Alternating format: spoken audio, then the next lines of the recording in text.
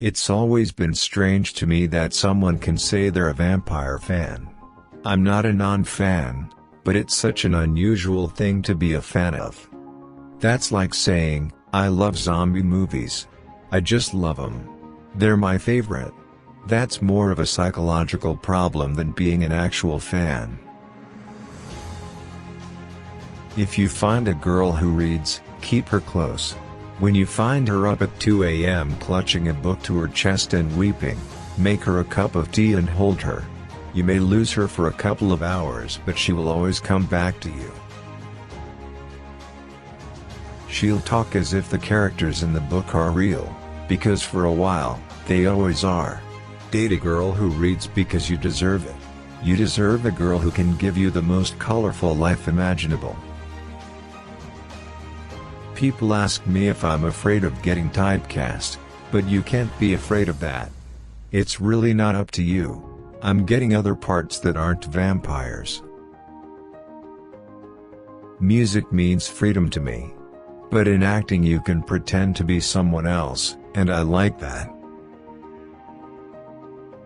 I was only given this life because I'm strong enough to live it. People who are the most normal are probably the craziest. It's not necessarily that satisfying getting monetary success, but sometimes it keeps the door open to make what you want to make. I'm really afraid of getting hit by cars, like terrified of it. I'm terrified of crossing streets. I'm also very accident prone. I think people aim for me. You can make 5 massive hits in a row and still not get cast by the directors you want to work with, doing little movies. There are no guarantees. I'm trying to sign up and do movies that I'll be proud of, if it's my last one. That's how I think about it. I really like Blade. I wish people would make hard R-rated fantasy movies again. It's completely irrelevant, but people should do that more. I haven't seen that many vampire things. I like crazy people who don't give a damn.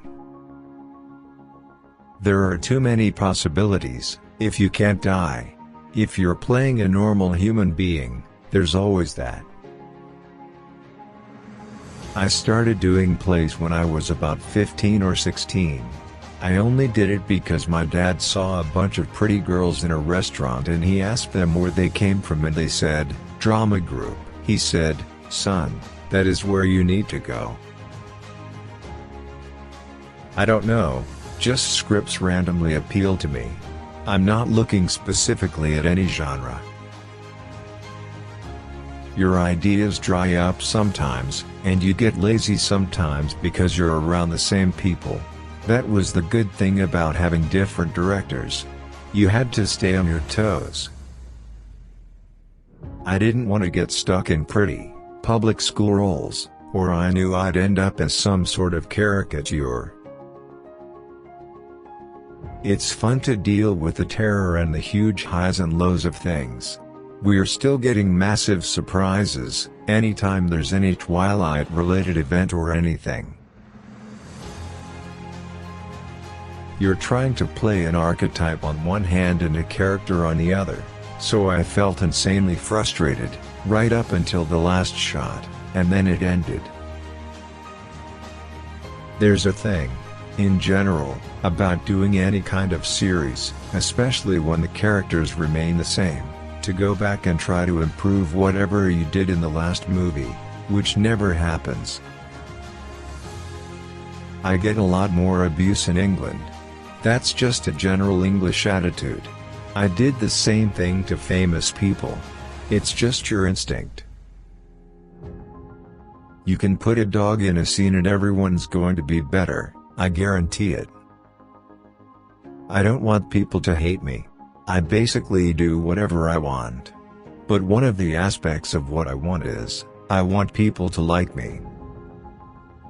I think the most stressful thing in movies is when the weather is really random. I hate people who cry around me. I'm not friends with them anymore. Especially girls. Because girls are crying all the time. I'd love to be able to fit in a box. Like one of those people who fit into small boxes. I'd love it. This is crazier and louder than I was prepared for. With every week, the fervor and anticipation seem to grow. People know my name and ambush me in public and try to figure out what hotel I'm staying at and ask me to bite them and want to touch my hair.